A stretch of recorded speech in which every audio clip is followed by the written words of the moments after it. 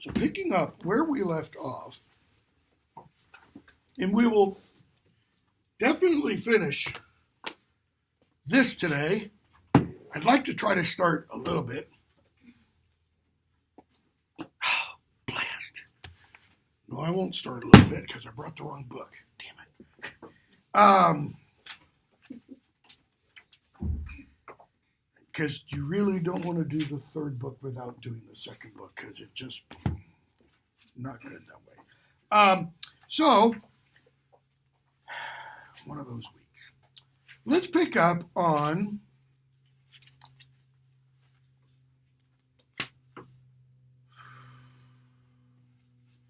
four 27, I think, is about where I said we would pick up. I'm just trying to make sure.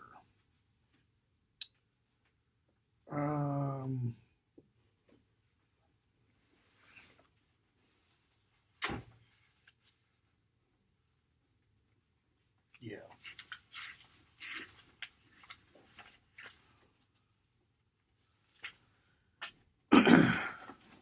So what is, or how do Lovelace and Schuyler and Penn and Lime and the others, how are they going to go about usurping power? What's their grand plan?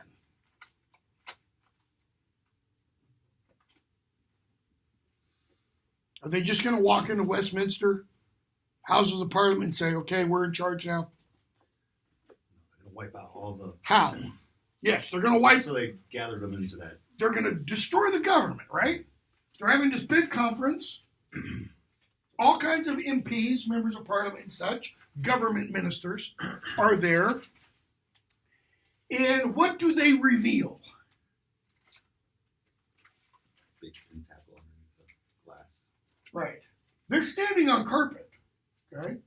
And the carpet kind of pulls back, and there's a giant glass floor that has a giant circle with a pentacle drawn in it, okay? And when that happens, the doors and the external, sliding doors in there, those things all close. They all walk down, okay? And what do we see? What does Lovelace do? He does an incantation, right? He's going to call something forth. Okay? So, the thing he's going to call forth is going to do what? Well, who's in the room? Who's not, let me put it this way, who's not going to be harmed by the thing that he calls forth from the other place? Why? He's got the amulet. What's that thing going to do to everybody else? Warp them, eat them, kind of what Thanos does at the end of the one Marvel movie, disappear them in some way. Okay? Not quite clear, but they're all gonna die. So, on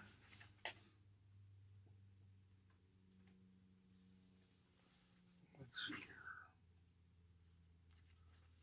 425. Let's see. No, 427. The boy whispers, "What's happening?" Okay, who's the boy? Nathaniel. And Bartimaeus doesn't respond. Page 428. Amanda Cathcart is screaming. Okay. Magicians are trying to attack Lovelace. And what happens?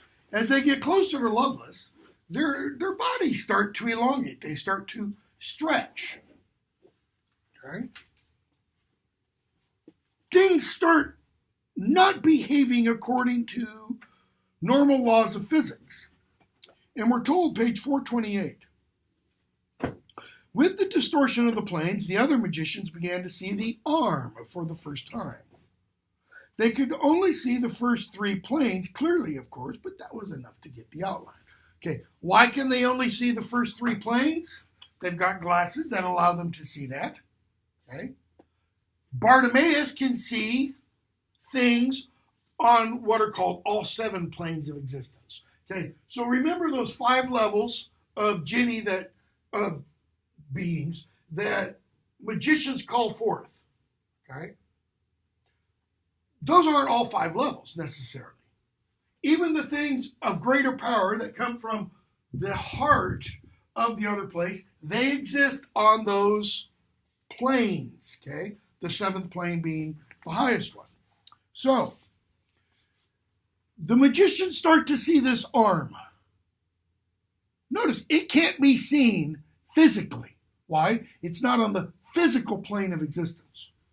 They emitted assorted cries of woe that from the biggest, hairiest man to the smallest, shrillest woman covered a range of several octaves. In other words, even the most powerful magicians in this room, when they see that arm, what do they immediately realize?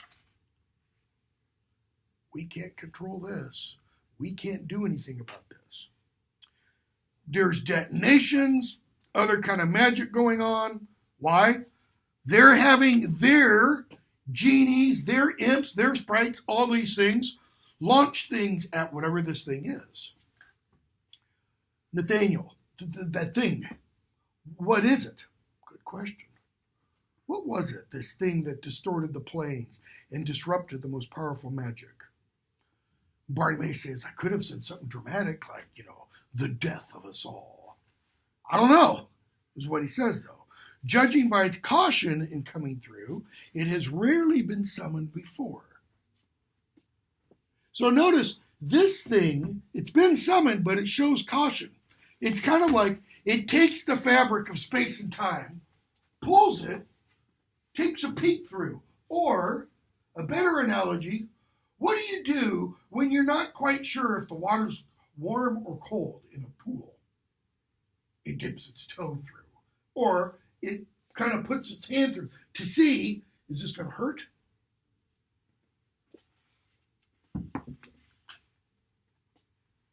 It's probably surprised and angry. Why is it angry? It's been summoned.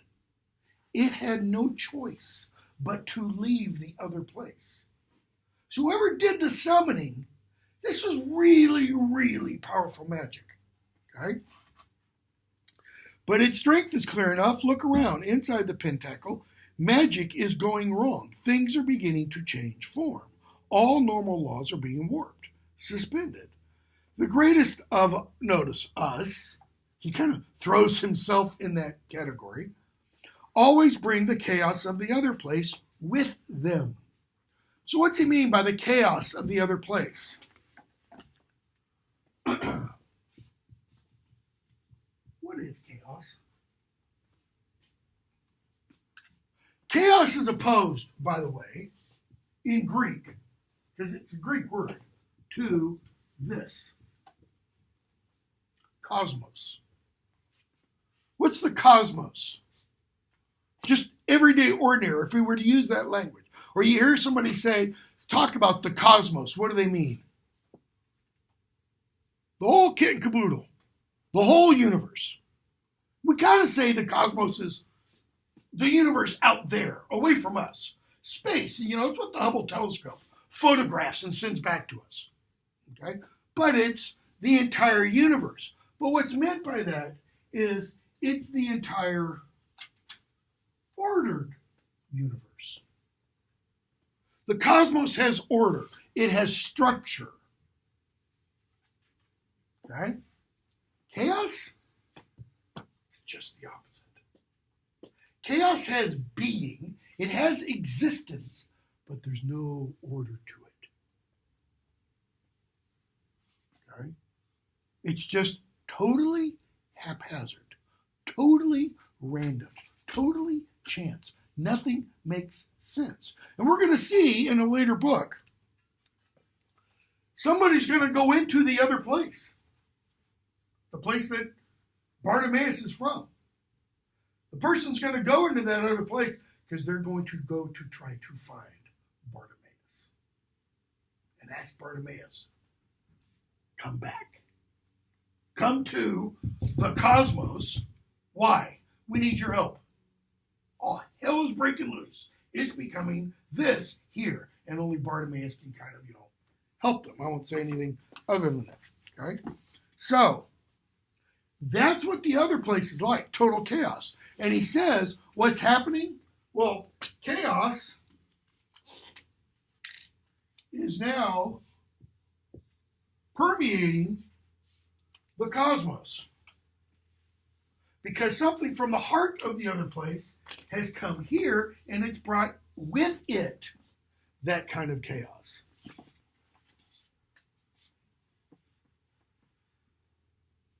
No wonder Lovelace needed the amulet of Samarkand. Why?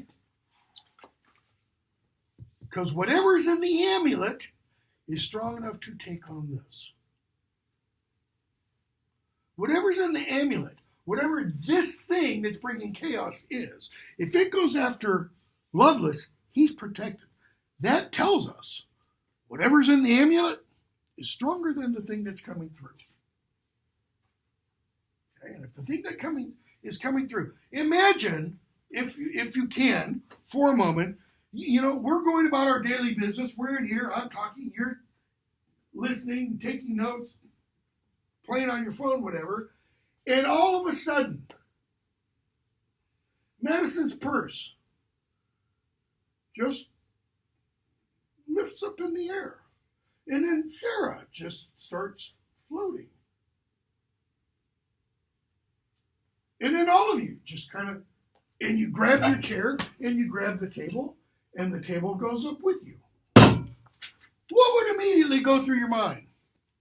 Probably 3 words. What the hell? And then a whole string of other words after that. And then probably bodily functions that you generally try to control would start happening. Okay? That's what's going on. So, the giant translucent arm is followed by a shoulder. And the shoulder, this, is more than a meter long. Okay, so if this is more than a meter long, mine's what, 6 inches at most? So if this is a meter long, mine's 6 inches, that's 1/6 essentially of a meter. How long is the arm? 6 meters? 18 feet? No. So how big's the rest of this sucker? It's huge. Okay? Lovelace can't have some of this on his own. He must have had help. And I don't just mean, them. I mean someone with real power. And we're told, page 429, footnotes. The entity trapped inside the amulet had to be at least as powerful as this newcomer if Lovelace was to withstand its force. Even as a long-suffering Jenny, I still had a grudging admiration for the ancient Asian people who had managed to capture and compress it. This being, the one coming through, was greater by far than all the various myriads average jinn that magicians normally summon. A strong magician can summon an afrit on its own. Most marriages require 2, that is, 2 magicians. This thing had to take at least 4. Okay? So which 4? Who did it? Okay? So, arms popped through, shoulders popped through, people's bodies start changing. A male head turns into a woman's head, turns into a child's head, etc., etc. Next, a leg comes through. I noticed that the ripples emanating from the being changed the nature of every spell they hit. That gave me hope. He says, Nathaniel, listen. I'd almost forgotten how young he was.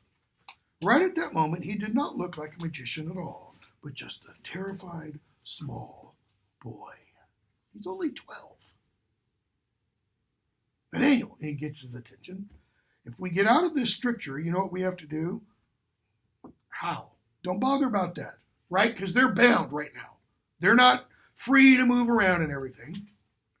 What must we do? Okay, I'll tell you what. We need to accomplish 2 things. One, you got to get the amulet. Okay? That's your job. How easy is that going to be? Why? Because I can't touch the amulet now that he's wearing it. It's absorbing everything magical that comes near him. I don't want to be absorbed. It's got to be you. Okay? So now what? Second thing, we must reverse the summons to drive our big friend away. That's your job. So what has he just said? You got to do it all, kid. I'll help by stealing the summoning horn from Lovelace. It's the horn that summoned this thing. Needs to be broken for her to do the job. He says, and then you've got to round up some magicians to do the dismissal spell. Why? Well, if it took 4 to bring it in, then he's saying it's going to take probably that many to send it back. Okay? Some of the stronger ones, they'll be enough, but they're unconscious. Excuse me, providing they're still conscious. Okay? Don't worry, you won't have to do it yourself. Well, what's the strongest magic Nathaniel's done thus far in his life?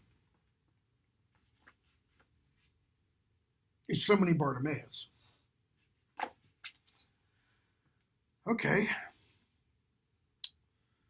Lovelace intends to dismiss it on his own, he says. Nathaniel does. Bartimaeus, yes, he's a master magician.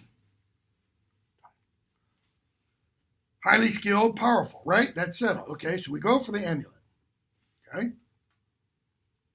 So,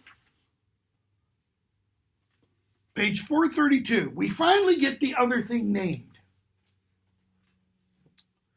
So Simon Lovelace is shouting orders to this being, holding his chest, one hand kind of like over the amulet, like, you can't hurt me. Okay. Other outstretched, still holding the horn. I hold the amulet of Samarkand, I'm thus beyond your power. Every other living thing in this room, be it human or spirit, is yours. Destroy them. Okay. So, let's see here.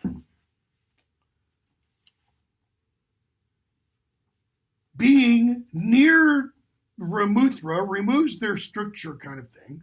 So, Bartimaeus turns himself into a fly. He goes after Lovelace. He distracts Lovelace, right? Lovelace sees Nathaniel, 433. So you rejected my offer. Pity. How did you elude Morris? It's how it's pronounced, by the way. It's not Maurice. It's an American pronunciation. With the help of this thing, and now notice Bartimaeus is no longer a fly. Now he's a marmoset. Okay? Come on. Bartimaeus whispers. Lovelace made a sign, spoke a syllable, hulking shape materialized at his shoulder. Okay, there's Jabor. And 434. Okay, he's bent on destroying the government, yet he can do what? He can spend time talking to Nathaniel. I was talking about this process in my Tolkien rolling course, which is right after this. And at the end of the 4th book of Harry Potter and the Goblet of Fire, Lord Voldemort finally comes back. He now has a human body, wizard body, etc. And he kind of goes through these reminiscences. And I said, if you're familiar with the Pixar film, I think it's Pixar film, The Incredibles, the original Incredibles, what does one of the characters, the bad guy, the evil villain, say to Mr. Incredible and his family at one point late in the film? He's got them all frozen, and he goes, "You got me monologuing, you tricky old devil." Why does that work so well in that film? If you've seen it. If you haven't seen it, but if you've seen it, you had to burst out laughing at that. Why? Because in every classic, work of either literature or film or TV, what does the bad guy always do before he's going to kill the good guys? He explains everything. Why? So that the good guy could know. Like it's really going to make a difference in 5 minutes. Well, what happens in that 5 minutes? The bad guy, gets got. The bad guy is done for. The good guys get free somehow. So, Loveless, 434, starts monologuing. You know, John, tapping the horn casually, if you'd had the luck to be apprenticed to me from the start, we might have done great things together. I recognize something in you. Notice, it's like looking into a mirror of my younger days. We share the same will to power. Desire for power. He smiles. So when he says, I look at you and I see me, what do you think Nathaniel thinks? You're full of it. And yet, what conclusion did Nathaniel come to back when he was at the old empty library? He said, you know, Lovelace said, honor, nobility, responsibility, those aren't, well, okay. Then I'm not going to have any of them. It's kind of like he becomes a clone of them. But there, he chooses to. Okay? So, he breaks off, there's a howling magician, etc. Bottom of that page. Even now, you haven't given up, and that's exactly what I'm talking about. You're just like me, kid. That iron will in action. It's good. If you'd been my apprentice, I'd have trained you to keep it in check. That's your problem. You lack what, really? Self-control. Okay? What did Underwood say was the mark of a bad magician? He said lack of competence. What was competence? Control. Control. I'd have trained you to keep it in check until what? Notice. Until you had the ability to follow through. When did John show that lack of self-control but didn't have the ability to follow through? Back before he was John, right? He answers all of Lovelace's questions, and then he smarts off, says, you're just a sore loser. And Lovelace, says some things to him. John puffs off to his room and does what? Sends some mites downstairs to trouble, to plague the magicians. And they come and find him. And that's when Lovelace beats him in submission. See, he had the iron will then. He didn't have what?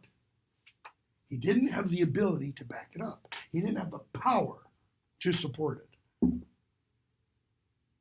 If he is to survive, and it's like he quotes Mrs. Underwood and Mrs. Lutyens, he must what? A magician must be patient. In other words, you have to bide your time until when? Until you're strong enough. Nathaniel, yes, I've been told that before. You should have listened. He should have. He should have been patient. Too late now. Notice, amulet can't be shared. Two of us can't wear it at once. It can only cover one chest at a time. Okay? So, the Ramuthra is out there, and Nathaniel makes a movement. Lovelace, you're still fighting me? Just, come on. And Ramuthra halts. He hears the horn. The disturbance in the plains, page 435, that marked its edges intensified as if it radiated a strong emotion, perhaps anger. Nathaniel watches it turn. It looks at Lovelace. Do not hesitate, slave. You shall do my bidding. This boy must die first. And then it looks at Nathaniel. And he's kind of like, ooh, that gives me the willies. Okay? Then we go to Bartimaeus. 437. Bartimaeus talks with Jabor and such. Jabor calls him a coward. He says it's called intelligence. Okay? And he is sneaking, crawling, etc., etc. And 438, Bartimaeus talks about getting closer and closer to the rift, the spot that Remuthra came in, and how it starts to, wants to feed on his essence, sort of, almost like he's being summoned. But he says, I was no mere human. Page 438, right in the middle. Cowering and quailing in the temple dark, I am Bartimaeus, and no coward either. I stood my ground. Down came Jabor. I hunched into a wrestling pose. He opened his mouth to give that jackal cry. I flapped my wings once, rose up a fraction. As he shot under me, I swiveled, booted his backside with all my strength. He was going too fast to stop quickly, especially with my friendly assistance. He goes forward, Jabor does. He slows, begins to turn. He realizes what Bartimaeus has done, snarling. But what's happened? He's been kicked towards the rift. So now, Jabor's there, the rift's back here, and what does it start doing? It's pulling on him. An expression of sudden doubt appeared on his face. That's his moment. He tries to beat his wings, but they don't move. It's like they're immersed in treacle, which is like thick, sticky fudge. Okay? He tries to come at him again. He can't. So what happens to Jabor? Page 440. Lovelace goes on. An amazing thing, the amulet of Samarkand. Remuthra disrupts the elements, you see. Wherever it treads, the elements rebel. That ruins the careful order on which all magic depends. Nothing any of you might try can stop it.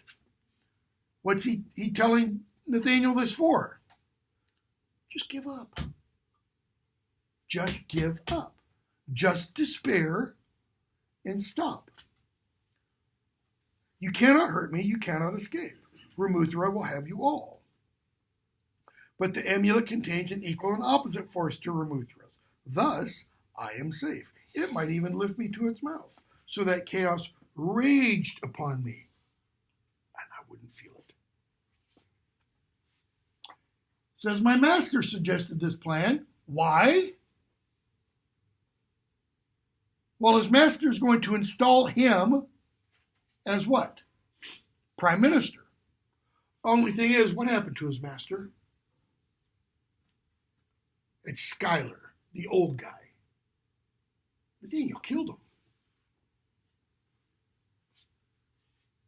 Oh, you mean Schuyler? He's dead, Nathaniel tells him. So what has he just done? Put this in a real world situation, not a magical fantasy world situation. Real world situation. What kind of position is Lovelace in right now?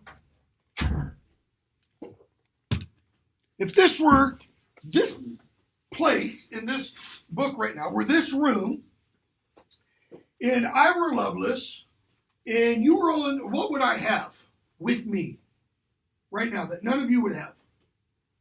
A way to save yourself. A way to save myself, and also, assume there's no Remuthra. Remuthra's there to do what to all of you? Kill you. So what would I have? Take your choice of weapon. But it's something that none of you can stop me from. So if I'm here and with this weapon, I don't care how big you are, Tyler size, or how fast you are. One pull of the trigger, stop them dead. Okay? Or possibly one pull of the trigger, automatic, stop you all dead. And what does Nathaniel do? So let's assume for a moment, Tyler's Nathaniel. I've got the gun. I've got the machine gun. And what does he do? You're a coward. Really? You're going to do that? You're going to egg me on? You're going to get me even more angry? It's kind of a boneheaded move, right? That's right. I didn't just escape. I killed him. I killed your master. I killed your favorite teacher. I killed your favorite coach. I don't know. When I was in sports, I didn't have a favorite coach. I pretty much hated them all. Okay, I hated doing, daily doubles and triples and such. So don't lie to me. He goes, not lying. And his girlfriend, Simon, Simon, help me. You're not going to let me go. She lurches forward. How could you do that, Simon? I'm sorry. Really? Is he? No, not really. Simon, you promised. Nathaniel gets closer to him. He tells him, get away. Simon, how could you? You have no honor, she says. 441. He warns her. Nathaniel leaps. He snatches. He gets the chain for the amulet. Okay. The magician's head is jerked toward him. A link breaks. He's got the amulet. Lovelace reels. Now two slender arms pull him back. And we hear, "You're mad, Amanda. Get off me, the amulet, I must." And then the towering 442, the towering presence directly above him caught his horrified eye. His legs sagged. Remuthra was very close to all three of them now. In the full power of his proximity, the fabric of their clothes. Lovelace says, "Remuthra, I order you, take the boy. He has stolen the amulet." What's he trying to say? "Oh, the amulet's really mine. I am the rightful possessor of it." Well, what's the case with the amulet? Whoever has it. There's what's the statement? Possession is 9/10 ownership, something like that. Well, that's the case. Okay? And so he says, take her, that is Amanda. Take her first. Well, what happens to Amanda? It wasn't Amanda. It was Bartimaeus as Amanda. Okay? So, 2 down, 1 to go. Who's down? Well, Lovelace is gone. Jabor is gone. So what now must they do? They got to figure out how to get rid of Remuthra. Okay? So what did Bartimaeus say would need to be done? How does Nathaniel send Bartimaeus back to the other place? A dismissal spell. Bartimaeus, a 14th level genie, requires a certain level of dismissal spell. This thing's not Bartimaeus' level. It's a lot more powerful. So it's going to take greater magic. That's why he said, we'll have to round up some other magicians to help you. Okay? So, page 446.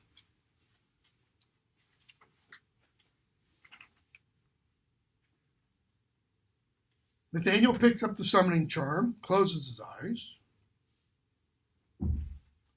and we're told, 446, he closes his eyes to the chaos. He tries to, slows his heartbeat and everything. A host of inner voices were speaking to him. He could not shut their clamor out. This was his moment. This was the moment when 1,000 insults and deprivations would be cast aside and forgotten. He knew the incantation. He'd learned it long ago. He would speak it, and everyone else would see that he could not be overlooked again. Always he'd been underestimated. Underwood had thought him an imbecile, blah, blah, blah, blah, blah. What's he thinking about here? Me.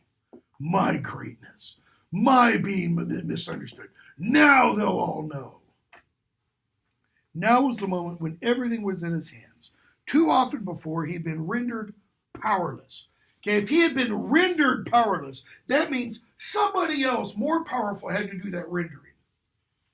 By the way, notice that verb, rendered. What do you do when you render meat? You shred it. You render pork for barbecue. That means you shred it. He'd been shredded, powerless. So, the outcry of his wounded pride almost overwhelmed him. Notice the wounded pride is where? It's buried deep within. It's an outcry. It's wanting to get out. Kind of like the things that are here want to get out. But at the deeper core of his being, beneath this desperation to succeed for his own sake, what does that mean? For his own what? What did Prince Elodie want? Back in Prydain, the Black Cauldron. He wanted fame. He wanted glory. He wanted respect. Why? Because he's the youngest son of a poor king from some rat hole kingdom up in the north. This is, beneath this desperation to succeed for his own sake, for his own glory, his own fame. He wants people to say, there goes John Mandrake. Something else, notice, struggles for expression. Far off he hears someone cry, and a shudder of pity runs through him. What's pity? Have you ever felt pity for someone? What is it? Is it just feeling sorry for that person? Yeah, it might be. It's empathy. It's putting yourself in that person's shoes. Unless you could bring the spell to mind, what? The hapless magicians were going to die. What does hapless mean? We don't use the word hap. It's in the word happenstance. We don't use that word anymore. What's it mean? Chance. The fortuneless magicians would die. They have nobody coming to help them. Jesus isn't going to pop through the, building. That's the pity. He's feeling pity for all these other poor slobs. Their lives depend on him. He had the knowledge to help. The countersummons. Let's see, how did that go again? He'd read the incantation. He knew he had. He committed it to memory. But he couldn't concentrate. Why? All the noise. They're all going to die. And again, he was about to fail. How badly Nathaniel wanted to help them. More than anything else, he wanted to save Mrs. Underwood. But she's already dead, burned, and buried. Tears ran down his cheeks. And what does he think? Patience, Nathaniel. Patience. What's the problem with telling somebody to have patience when you got this big, giant thing eating people? Patience means what? It's going to take time. He doesn't have a lot of time. Okay? He breathes in slowly. He imagines Mrs. Lutyens sitting quietly, sketching. His mind clears. His memory blossoms. He opens his eyes. He speaks the words. And he splits the summoning horn in two. And as the ivory cracked and the words rang out, Remuthra stopped dead. Shimmering ripples in the air that defined his outlines quivered. And it gets sucked off. The rift closes. And there's page 448, absolute silence in the hall. The crowd of magicians and one or two bruised and battered imps remained quite still. Only one thing moved, a boy limping forward across the center of the room with the amulet of Samarkand dangling from his fingers. And what does he do? He finds the prime minister, who's been doing what this whole time? Cowering in abject fear. He finds him sprawled, half buried, notice, under the foreign minister, because the foreign minister is protecting him. And he puts the amulet in his hands. What's that signify? His protection. He's given the ultimate protection away. Now, what would the young, let's say 14-year-old or 12-year-old Simon Lovelace have done in this situation if he had been the one to send the thing away and now have the amulet? Stick it in his pocket. Why? Because now he's going to call the shots. What has he really just done? He's given away his strongest weapon. Okay? Why? It doesn't belong to him. He's not worthy of it. It belongs to the prime minister, so to speak. Typical of the kid, that was. What does Bartimaeus mean? Not thinking about himself. Thinking of others. Why did he run down or tried to run down to rescue Mr. and Mrs. Underwood? Why did he admit what he had done? He was trying to protect them. He wasn't thinking of himself. Now, this was his big chance. And he seized it in the most theatrical fashion possible. With all eyes on him, he hobbled across. Notice now, this is Bartimaeus' perspective. This is what he sees. What we saw before was our kind of objective narrator's perspective. This is just what Nathaniel did. Bartimaeus sees the kid do this. Kind of drag himself over and, like he's an actor. What was he going to do? No one knew. No one dared to guess. I saw the Prime Minister flinch. And then in the climactic moment of his little charade, all was revealed. The legendary amulet of Samarkand. He holds it, notice. He holds it up so everybody can see. It's like he discovers the Holy Grail. Can everybody see this? I've got the Holy Grail.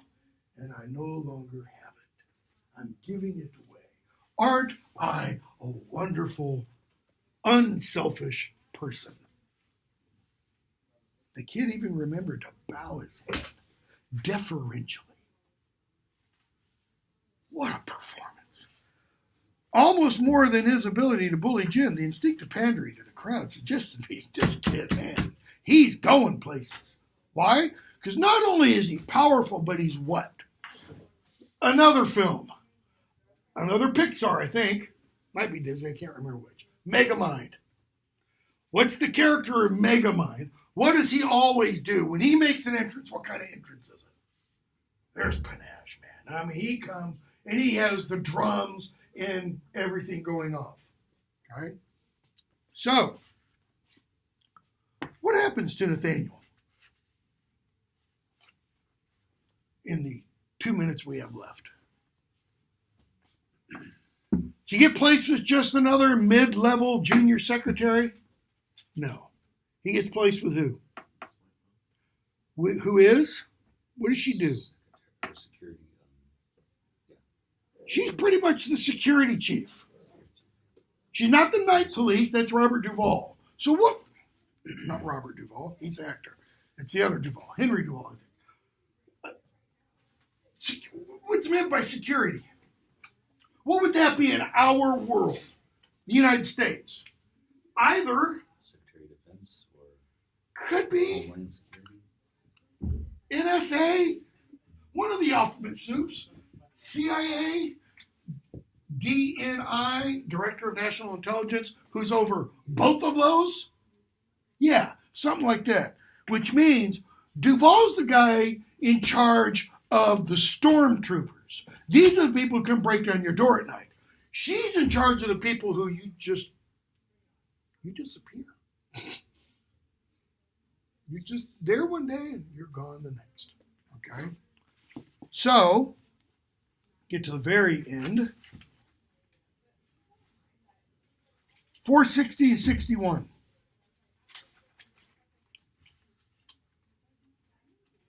Just one thing, Bartimaeus says. If you were going to summon someone else soon, I recommend Quarrel. He's a good worker. Put him to something constructive, draining a lake with a sieve, or et cetera, et cetera. He says, okay, one last thing. What? For a magician, you've got potential. And I don't mean the way you think I mean. For a start, you've got far more initiative than most of them.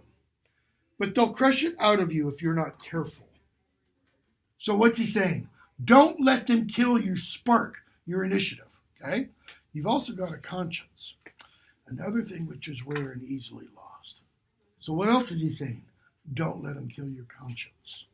Guard it. Oh yeah, and I'd beware of your new master if I were you.